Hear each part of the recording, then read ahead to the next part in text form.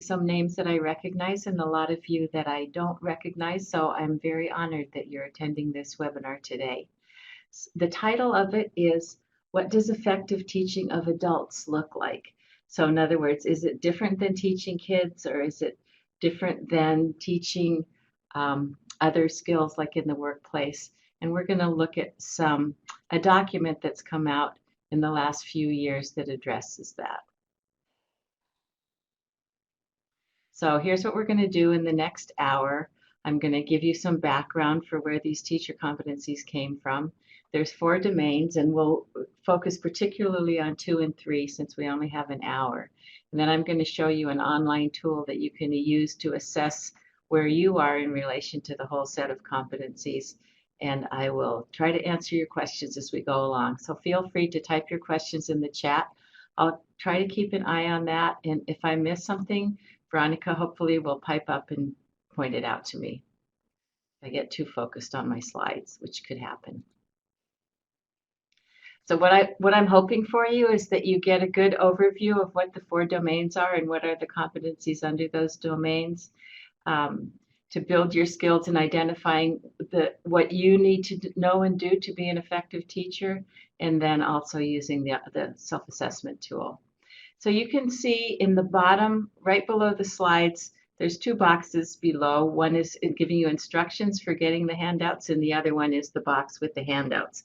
So if you click on the last one is the adult education teacher competencies. It's the biggest one, 769 kilobytes, and you can get those and take a look at them if you haven't done so already. And then there's handouts. The handouts are the first one. Okay.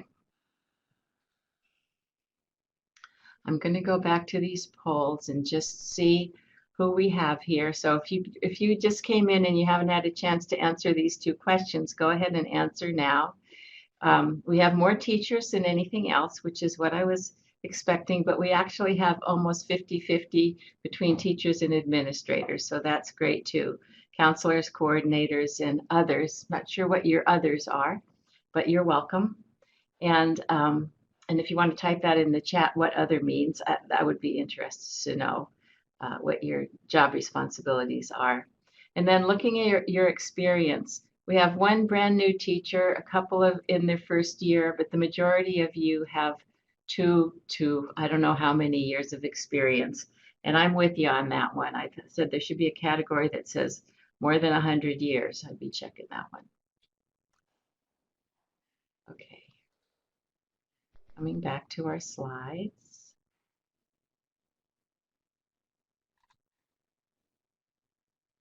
So I'm going to put up there's going to be 4 chat boxes with 4 statements. I'd like you to look for the one that you feel the most akin to. In other words, they're all statements related to different domains of the competency list. And so there's no right or wrong answer. It's just like, where do you feel the most comfortable maybe? And post in the box related to that one, why you chose that one, and maybe an example of how you do this. And I think we have quite a few people here today who are not in the classroom. So for you, just think about how a teacher might do this in the classroom. So Veronica kindly typed all the statements at the top of each box. So read those 4 statements and then type in that box in the little chat below each one of those statements. Choose one and type why you chose that and what do you think it looks like in the classroom.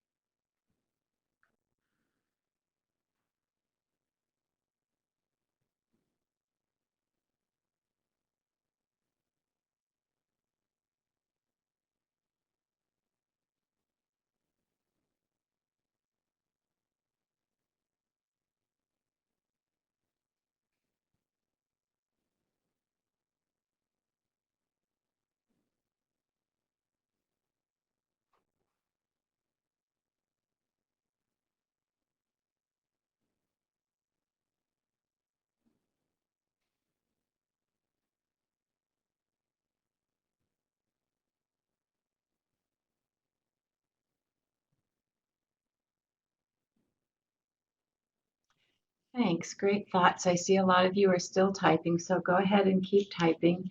At a certain point, we'll have to go on, and you'll get cut off, but we're not anywhere near that right now. So, sorry. The third box. It's important to communicate high expectations of learners and motivate them to persist and to meet their goals. Drew the most attention, so students will rise to the level that's expected of them. Susan, thanks. That's so true, and we're really focused, aren't we, on increasing our expectations and our rigor and really setting higher expectations and helping our students meet those. Christy talked about a goal setting activity that she does in the first day of class, and that's really important and an important piece in motivating learners to persist, because if you feel like you're getting somewhere, you're actually moving towards your goal rather than just marching aimlessly forward. That really helps you continue to keep coming when other parts of your life try to intervene with that. Students need to overcome their self-stigma or their feeling that they can't be successful academically, maybe. Elisa, students need to start looking at how rigor can help them, right? And you probably talk to them directly about that, which I think is great. Peggy, students get discouraged easily, and it's our job to communicate and encourage. Very good. Thank you. And Lucy from Arco, nice. Thank you for putting that in your name so I can know where you're from. Supports intrinsic and extrinsic motivation, which are both necessary. Good, thanks. I'm going to come back to the first one, which is adapt instruction based on assessment. So sometimes when we hear the word assessment, we're like, okay, I don't feel akin to that one because it's a responsibility that we have, but it's not always the most fun thing that we do, administering assessment. But Linda said regular formative assessment allows teachers to understand the level of students' learning. And that's so important, isn't it? Because if you move forward and your class isn't with you, they're not going to go where they're trying to go, and they're not going to meet their goals. And OIGAR, adult learners come to us with a host of experience and knowledge. It's important to acknowledge this, absolutely, and to draw from it. And then you had a lot to say about effective instruction, which is one of the areas we're going to actually focus on today. So Wendy from Feather River, thank you. Adults learn better when they can directly apply the skills to their needs. That's so true. And they have a lot to apply it to, unlike kids who are learning for and a lot of times to apply to their future life. Adults need to see the relevancy of what they're doing right now because they're juggling a lot of balls right now. Also helping adults recognize that they have skills already. Yes, that's a very good point. Sandra, the work has to be an appropriate level and relevant to the learner. That's right. Gustavo, it's important to adjust our instructional practice to adult learners. Yes, that's what I'm all about today. And it's important for students to be able to use what they learned in class so they continue attending on it. That's right. Important to consider the student's life context. Yes, so we're trying to relate what we're doing to what are the needs of the students that we see in front of us. And last but not least is one about you, the teacher, having content knowledge and teaching skills required to teach the subjects and the students that you have. So Dessa said, since students are finalizing high school diplomas with me, it's beneficial for me to be well-rounded and knowledge in all content areas. Yes, you have a demanding job, Dessa. You have to master all the content areas. And Branca, in addition to being an expert, a good teacher employs teaching strategies and techniques and uses tools effectively, right? So thank you so much. You did a great job on that one. I'm going to go forward and show you the 4 domains. So each one of those represented one of these domains. The first one monitors and manages student learning and performance through data. That's the one that's related to assessment. The second one plans and delivers high quality evidence-based instruction. And you all responded to that with a lot of knowledge. Effectively communicates and motivates to engage learners. This seemed to draw the most responses from you, and I'm glad to see that. And the last one, pursues professionalism and continually builds knowledge and skill. So this is the one that's about you in a way more than about your students. And this is the one that I know that you're pursuing already because you're here today. So here they are again, just as a list. So here's how I remember the domains. The first one is really about data, assessment data, and how to use it. Second one is about high quality evidence-based instruction. So what are the instructional techniques that are going to really work for us and our population? The third one is about communication. How do you communicate effectively to motivate and engage your learners? And the fourth one is about professional development and how you continually build your skills. I'm going to ask you just to raise your hand. And as Veronica showed you, you do that by clicking the little person at the top with their hand raised. If you are familiar with these adult education teacher competencies already, the document that you can download here on the bottom. So just raise your hand if you know about these already.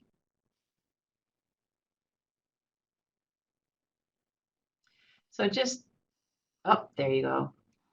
Okay, so a few of you have seen these already. That's great. Uh-oh, everybody's going to raise their hand. Jody, thank you. All right. Well, that's maybe a third of you. Good. So you guys can chime in the chat if you have anything to add as we go along. And Veronica, could you clear their status? Thank you. So here's the document that you're downloading. Here's what it looks like. And this was developed by a project funded by the Office of Career, Technical, and Adult Education at the Federal Department of Education. So it was a national document. It came out a few years ago, I think in 2015. It was actually developed through a grant project with my organization, AIR, American Institutes for Research. And we were excited to get it published because it gives teachers in the adult education classrooms kind of a framework and a support to think about teaching and teaching competency and how to think about developing their own skills.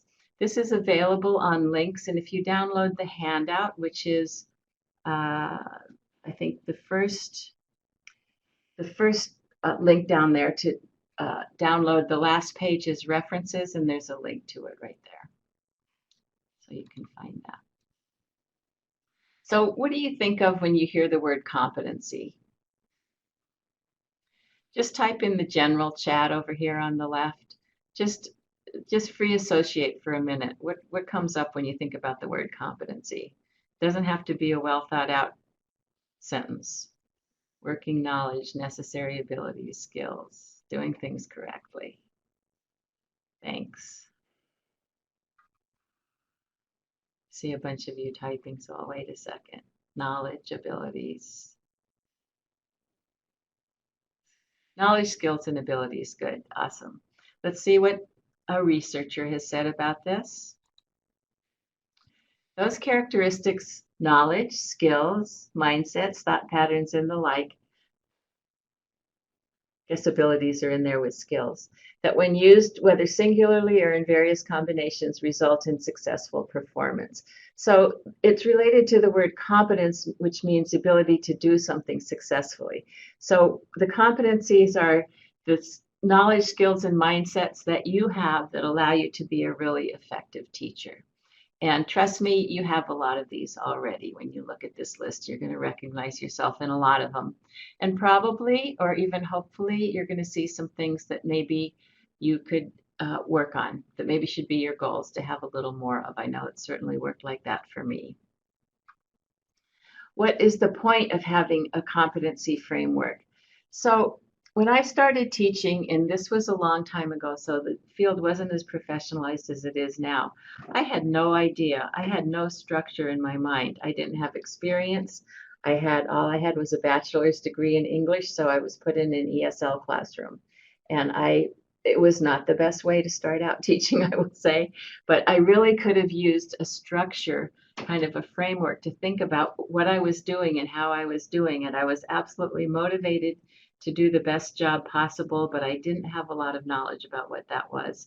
So I think providing this framework has the goal of helping us have a common definition of what good teaching looks like.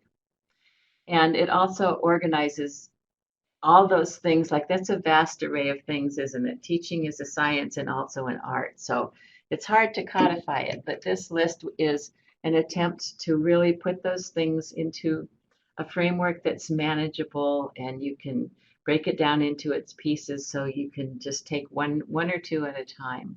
That's the idea of why it's supposed to be helpful. So I'm going to ask you to think for a minute about, why would we need a new framework? You probably had a framework when you started teaching, or you have a framework now that may or may not be working for you, but things have been changing in the last, I would say, 4 or 5, 10 years. And so what is your observation about why that is, and why we might need a new framework to think about teaching? I'm giving you a new chat pod here, great big chat in the middle, to go ahead and answer that question. Diana, thank you already for answering over here before I could even click the layout. So new reporting requirements like measurable skills, yes. I see a bunch of you are typing, so I'll wait a minute and give you a chance to do that.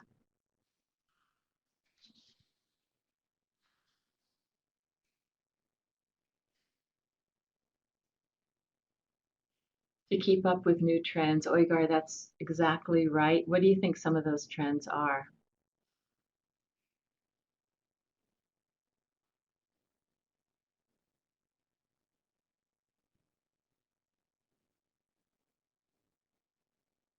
Regional collaboration and co-enrollment, yes. More emphasis on vocational and community college. And you might relate that, Elisa, to just employment in general. Vocation is sort of like moving things towards employment, and not just beginning level employment, but middle skill jobs as well. And community college, further education, whatever that may be. Education requirements are changing, so it makes sense that adult ed would change also. 21st century soft skills are huge now, yes. If you want to say a little bit more about that, Wendy, what are those soft skills? Research gives us new info. Yes, it does. New and developing technology, Susan, thank you. That's a given, isn't it? Technology is moving faster than you can practically blink your eyes, and we need to keep up with that. And our students need to keep up with it. College and career readiness, new reporting requirements, college and career readiness standards and skills. Needs are changing. Teamwork. Wendy, thanks. So employment skills, collaboration, teamwork, communication, tech skills. Very nice. Thank you. One more minute on this.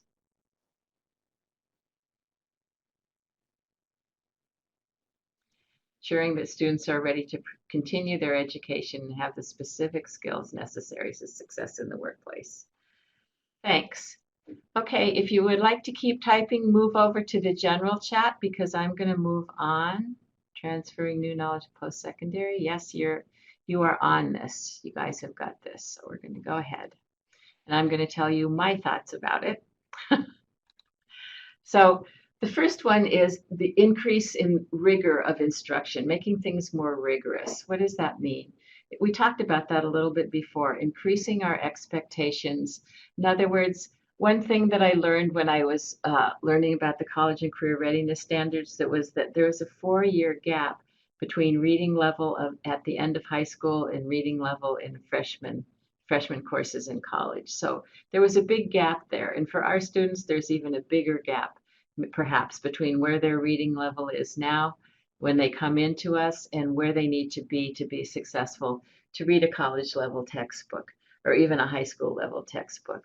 So we need to really increase the rigor of our instruction to help them be successful in that. Even for taking a certified nursing assistant, CNA class, You might not have to read very high-level materials when you get there, or you may, but you have to be able to read the textbook in order to pass the exam to get the job. So rigor is important. Academic prep.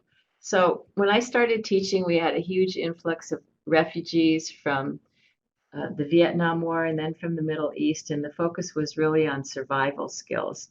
Now we're in a very different time in history, and a minimum wage job really doesn't let you survive and raise a family. It's not enough money. So we need to focus on students being able to move way beyond adult education in their goals so that they can support a family. Career pathways, I'm sure you've heard this and are maybe participating in developing career pathways or teaching in a component of a career pathway, but we're really focused on helping people get jobs, and to do that, be on a pathway so that they can, if they need to stop and work for a while, they can come back to the path and continue on. So that also involves rigor. And I forgot who mentioned this already. Was it Wendy? Anyway, evolving technology is always important as well. Even to apply for a job, you have to have a handle on technology because you pretty much have to do that online anymore. Okay, so that's the framework in the background. If there's any questions about that, yeah, Wendy, me, thank you. If there's any questions about that, put them in the chat. I'm going to go ahead and start talking about what do the competencies really look like. And if you downloaded and opened up the PDF of the competencies, you can look at page 6 right now, and you'll see domain 1, what it looks like. Actually, this is domain 2, but it's going to look the same. So there's a domain, and we already talked about what the 4 domains were. So here we're in domain 2, plans and delivers high quality instruction. So under domain 2, there are competencies, 4 or 5 competencies under each domain. I think there's a total of 17, so they all have 4, but one has 5. And with each competency are some performance indicators. So the competency describes what the teacher needs to be doing, and the performance indicators give you examples of what that looks like, or sort of break it down into smaller parts. So the performance indicators are very helpful. You can't just look at the competency and go, oh yeah, I got that. And then for each one of those indicators, there is a sample illustration. So these are pulled from different program areas: high school completion, basic education, ESL, and CTE vocational classes. So the examples are all different, and the idea of it is to just give you a picture in your head of what that looks like. That's what's in the document. So again, we've seen this list before. These are the 4 broad areas: data, instruction, communication, and professional development. So let's focus in on one. Let's focus on domain 2, plans and delivers high quality evidence-based instruction. Here are the 5 competencies under domain 2. Just going to give you a minute to look at those.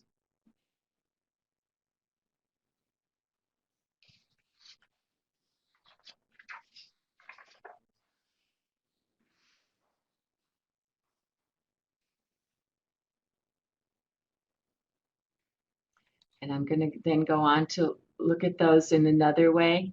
So here's a short version of the 5 competencies, but rather than being linear, they're in a circle because it's all things that are focused on the learner and supporting the goals of the learner. So we want to be learner-centered, we want to be standards-based, we want to have effective techniques, 2 little words that encompass a world of skills that we need to develop. We want to have media literacy, and we want to encourage higher order thinking. So the first competency in this domain is designs learner-centered instruction in classroom environments. Let's think for a minute about what it means to be learner-centered. And I'm going to go to our chat number 3. Before you start typing, don't start typing yet.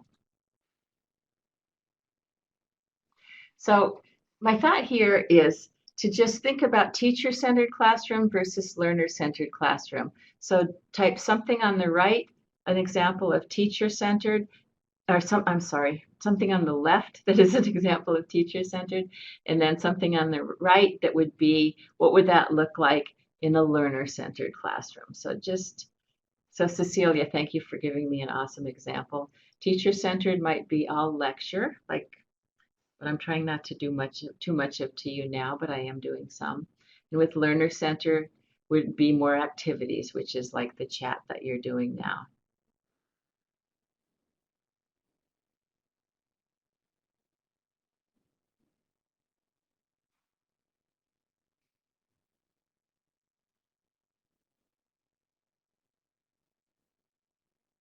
I love you guys hopping right in there and typing. Thank you.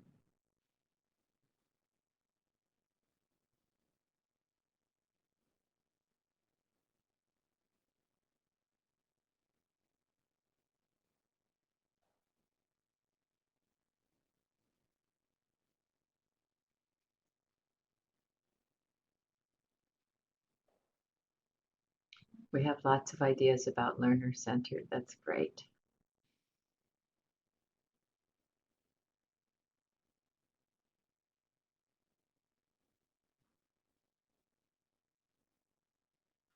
And although we want to move from teacher-centered to learner-centered, there's a place for both of these, isn't there? Sometimes you just need to communicate some information and it's going to be teacher-centered, as long as you don't do that every minute of every day.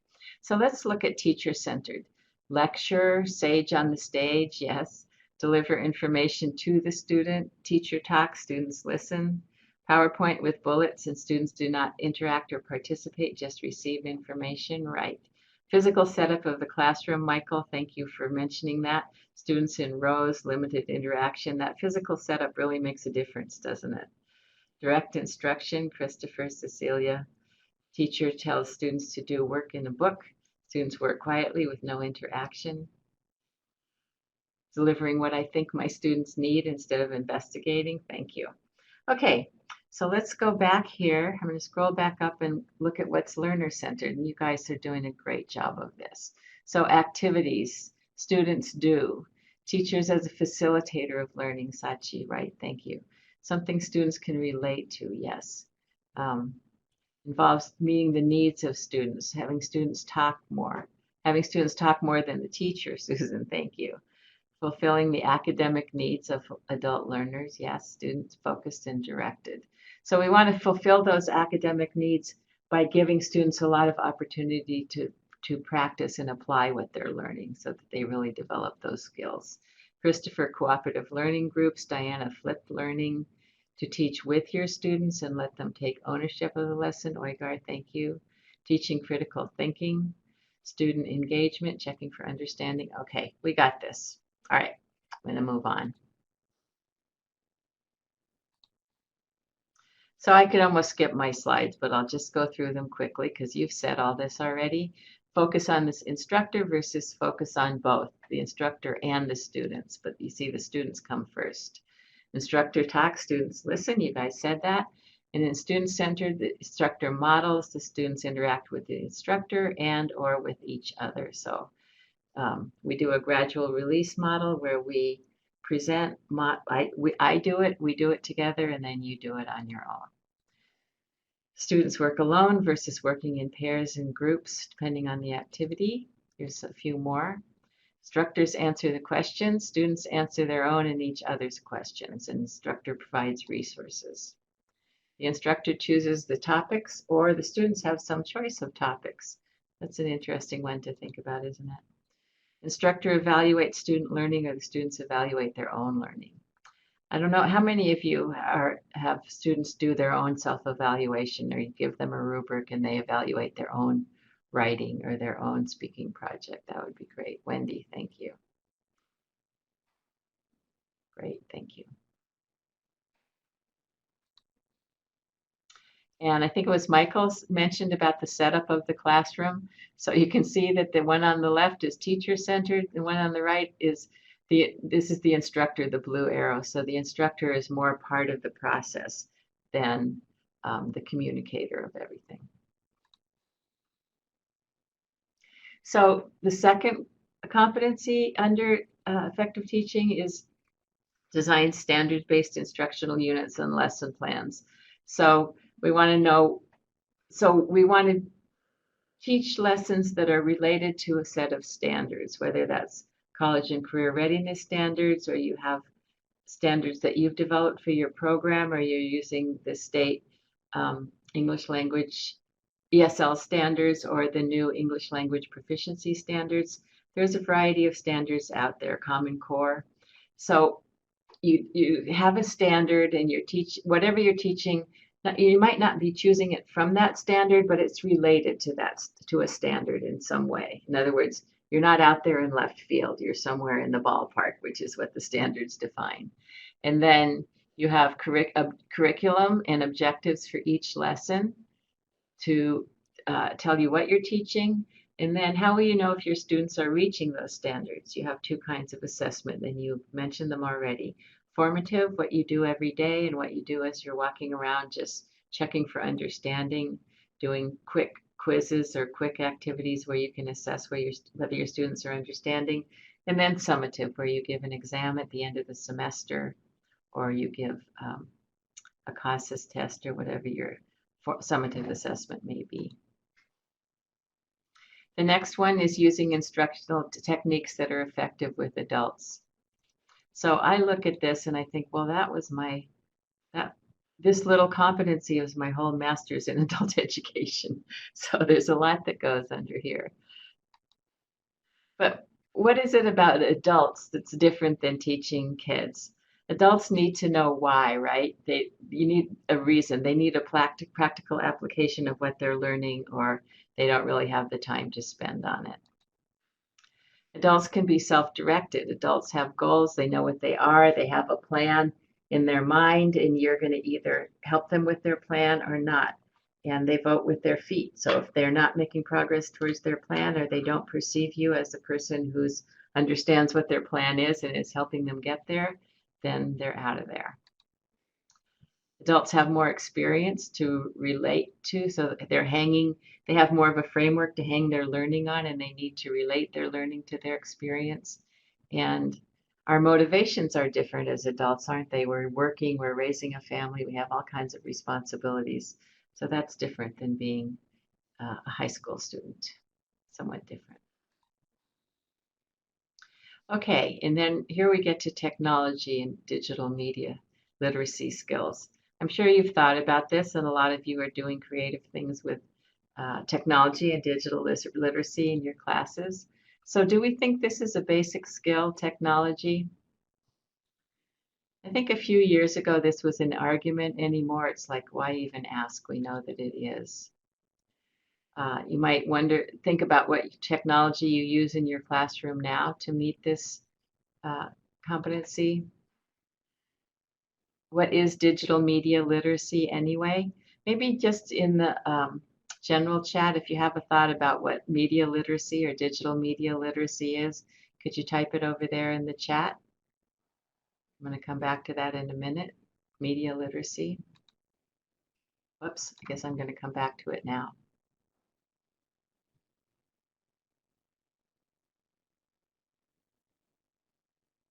I see you typing. I'll give you a sec.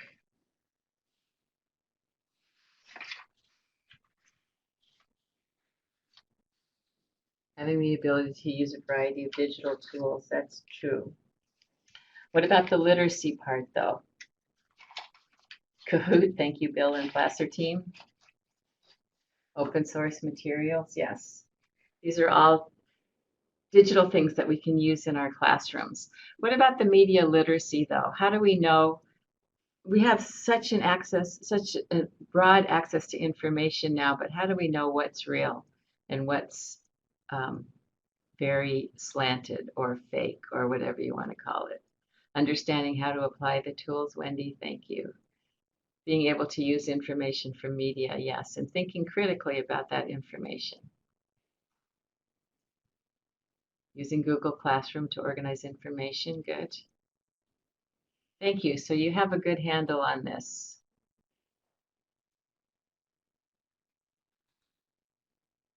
So you have in your handout, I'm just going to go to your handout, Handout 2 in your handouts is an inventory of personal and professional technology-based practices. So we're not going to do this now, but this is just a tool that you might use to think about how you're teaching digital literacy in your classroom. So it just has a list of things that we might do through technology. Do you do those? Do your students need to know it? And if they need to know it, do you teach it, or do they have a way to learn it? This is just a tool for your future reference to help you think about digital literacy. Okay, I'm going to take a breath and we're going to move on to domain 3, effectively communicates to motivate and engage learners. Well, let's look at that one for a minute. Here are the 4 competencies in domain 3. First one we looked at before, communicates high expectations. Second one, communicates in a clear and understandable way. Sometimes we think we're doing that, but we're getting some blank stares, so we might have to rethink that every once in a while. 3, engages in active listening, dialogue, and questioning to facilitate and support learning. And 4, models an understanding of diversity. So, okay, you are going to need your handout now, and you are going to need to look at handout number 3. Because I'm going to ask you, there's 2 little short scenarios there, one for ESL and one for CTE. So I want you to just choose one, read it, and then think about what do you think went wrong in this just short example? What could the teacher do differently? And maybe what competency was illustrated. So we're going to go to I'm going to switch over to a chat pod while you read, and then when you come back, you'll have a chance to write.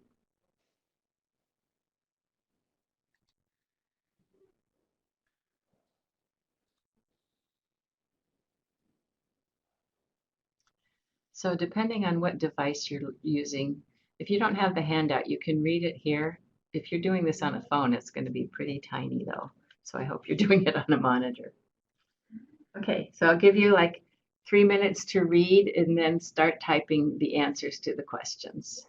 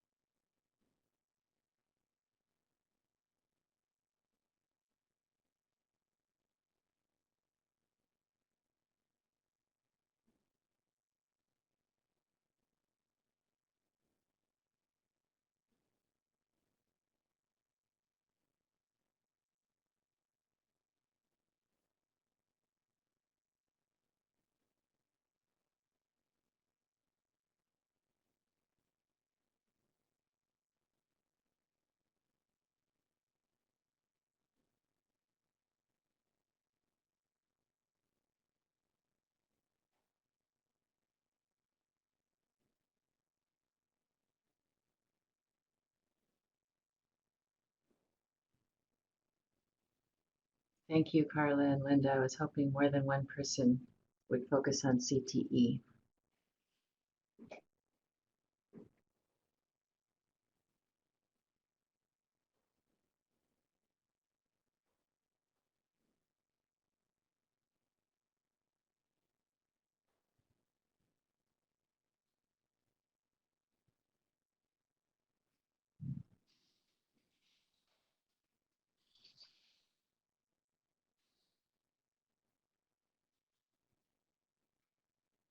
Maybe one more minute to write.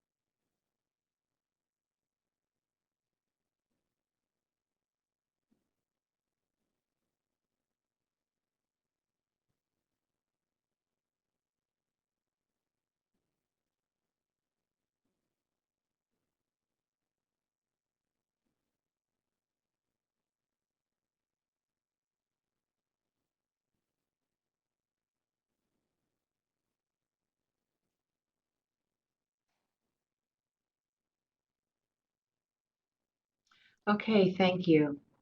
So on the ESL side, it looks like you're all in agreement that the video was too hard for the students. They didn't understand what was going on. And you have lots of good examples of what she could have, should have, or would have done to make it make it a more successful lesson. So for example, she needed to scaffold. She needed to preview it herself.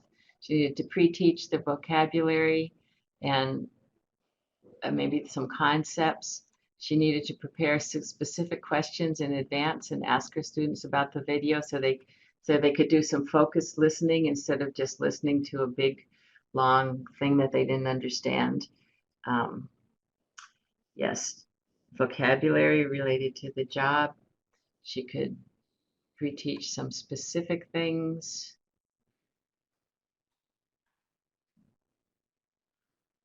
Just looking if I missed anything. She could ask the students what went right and wrong with the activity. That's a really good idea if your students are high enough level to do that.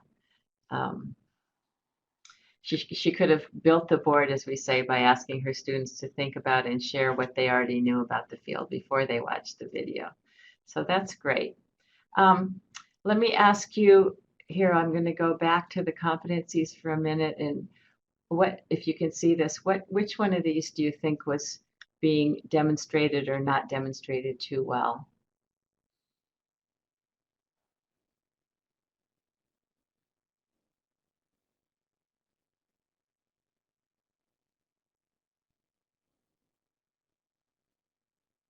You can type that in the chat. 3.1 or 3.2 communicates high expectations. Well, she was kind of having high expectations of them, wasn't she, by showing that video, but it didn't actually work. So I think maybe, oh, you're all typing. Wait a second. 3.2, 3.2, 3.3.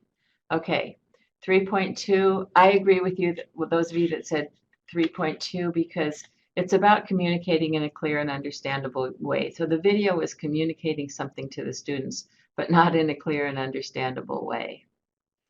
So, we've all had those lessons, haven't we? Okay, let's go to CTE. Let's look at the CTE example. So this teacher is asks her students to break up into small groups, and she has several different nationalities in there, and they always stay with their friends or people in their same language group. And she decides not to confront that. So let's see what you had to say about that. You said, um, she could have assigned them with partners herself. She could have had them count off. It's important to vary partners. Teachers need to develop partnering strategies. That's right. So you think that wasn't right of her to let it just happen. You think that she needed to do something different. And why is that? Why? Why not just let them be with their friends? You have lots of strategies for how to mix people up. Bronca said the teacher can explain that in the workplace they will be expected to work with people from a variety of backgrounds. And so she can ask the students to pair up with somebody they don't know well.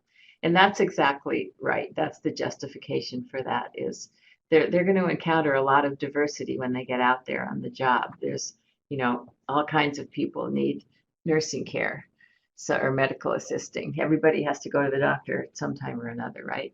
So they need to be able to relate to all kinds. And the teacher has to prepare them for that. She could start with an ice-breaking activity. She could prepare them for the job. In order to prepare them for the job market, she should have them pair it randomly. Good. So you're in pretty much in um, agreement with each other about that. And you're all saying 3.4 or 3.1. Let's go back and look. So 3.1 communicates high expectations. That makes sense to me because she wants them to respect and be able to relate to a diverse group of people. And 3.4 is very specifically about that, models and understanding of diversity. So she wants to show that she values diversity and she wants to communicate that to her students so that they will do that also. So thank you. Thank you for doing those quick examples. How are we doing? We have 10 more minutes.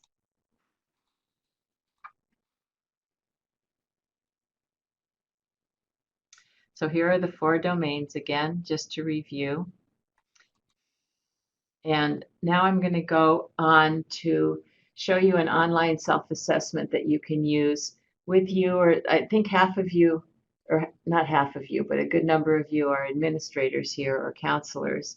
So if you want to assess your own skills or encourage your teachers to assess their skills in relation to these teacher competencies, here's a way that you can do that. And you can see the link down here. It's not clickable though. I wonder if I can I'll just copy it quickly and put it in the chat so that you can look at it in a different window. Don't leave me right now, but you'll be able to use this yourself. Try this out. So this is what it looks like. All the competencies are listed here. Here, let me get a closer view. And then for each competency, you can view the performance indicators and you can view the sample illustrations. You don't have them all listed here though, because it would be just too big of a page. And then you rate yourself in relation to 3 different things. First of all, is it relevant to me? Do I care about this? How much do I care about this? And then my own proficiency. Am I very proficient? That would be a 1. Or do I need to improve on this? That would be a 4. And then in the pink area, program priority level. So is this important for success on my job? Does my program value and need this or not? So let's just look at 1.2, sets learning goals in a course of study. So for this, I checked that it was very relevant.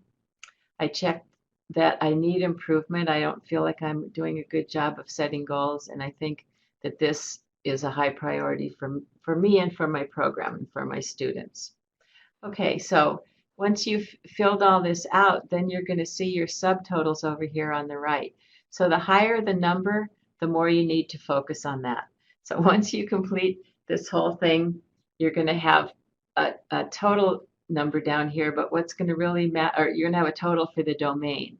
So for each of the 4 domains, you're going to see a total, and the highest total is the one that will that maybe where you need to focus the most. And then within that, for each of the competencies, the one with the highest number is the one that you need to focus on the most. So does that make sense? Any questions about that? Could you see using this self-assessment? Or let me make an open-ended question. How could you see using this self-assessment? Just go ahead and type in the chat. Cecilia, thank you. It's clear how it works. Good. Pretty simple. I see lots of people typing.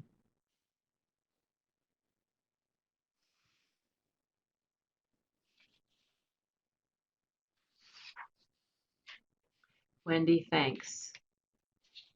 It's a clear way to develop your skills. Good. I want to send it to my principal and have it be an activity for all our teachers. That would be a great idea. I know that some programs have incorporated this into a formal assessment process. So, you know what? Raise your hand if you have a formal assessment process. Not everybody, I don't think every teacher in adult education gets formally assessed, although that would be the ideal. But do you have a formal assessment process? Okay, so a number of you do. And then whether you do or you don't, how could you see incorporating this into, for example, some programs ask you to have a professional development goal for the year. Would it make sense to use this framework, these teacher competencies, and choose one of these to relate your professional development goal to, or not so much? What do you think? Rigor, use it at the beginning of the school year to prepare for evaluation. That would be nice. Sachiko, to use it for yourself and also for faculty so you can plan professional development. That's a great idea.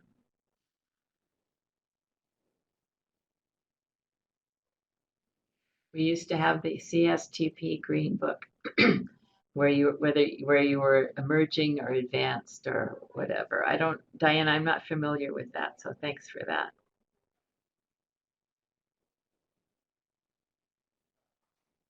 Cecilia, it would be helpful for deciding about professional development. Couple more. See, you're typing.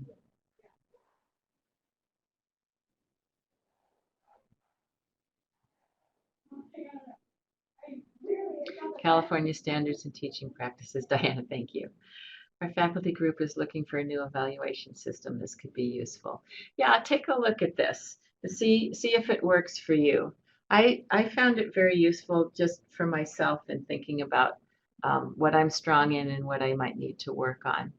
So, and there's two domains that we didn't even talk about today, but there's one that has to do with professional development and how much do we as teachers need to have professional development ongoing every year?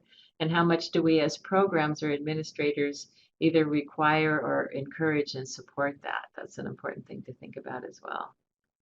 Teachers could do a self-assessment and set goals. Great. Thank you. Thank you so much. Okay. Okay, so any big questions or general questions or reflections before we go?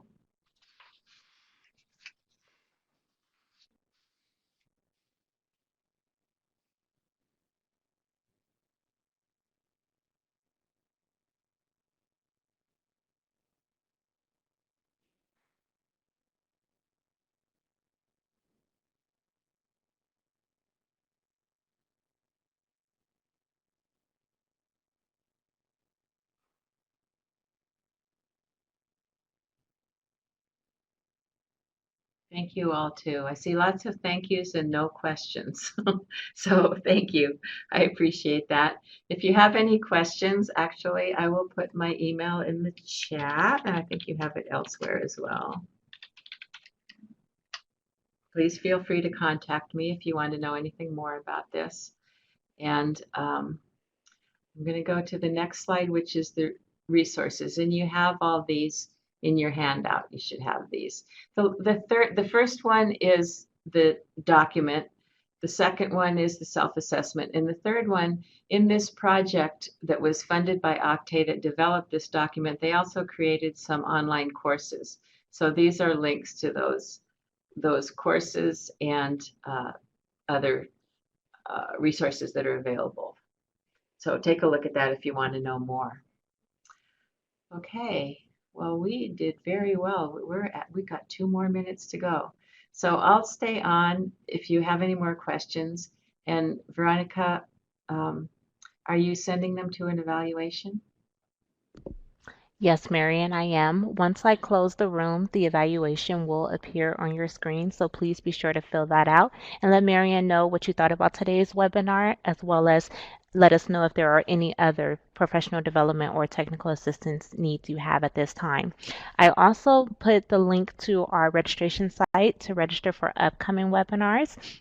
This concludes our webinar mini-series for program roles. However, next month we will be covering program areas within the adult education program. So we have webinars related to USA Learns, working with adults with disabilities, as well as rigorous writing for ESL students. So please be sure to check out the list of offerings we have for next month. And then in addition, we have other webinars related to expense reporting, using student data, and things of that nature. So we have a lot of great offerings coming up. So please be sure to register for all upcoming webinars. And in addition, I posted where this webinar will be archived and available for access. So if you have colleagues who were unable to attend today's webinar and would like to review the recording as well as download the materials that were shared, please be sure to check out the link that I posted later on this afternoon, and all materials will be there. So now I will close the webinar. Veronica, before you do that, sorry, I should have given you the TAP email to send for questions, and your questions will come through TAP and be referred to me or whoever the appropriate person is to answer your question. So that email, tap@aebg.org, that's the one to use to follow up. So thank you so much, everyone. All right. Thank you all so much for your time and for participating in today's webinar. And I hope everyone have a great afternoon. Thank you.